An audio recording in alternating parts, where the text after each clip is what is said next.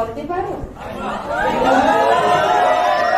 তোমার ভাইকে বিয়ের কথা বললেই বলে 8 বছর নাকি তোমার এখন হয় নাই, তাছাড়া তোমাকে আমার হাতে তুলে দিবে না।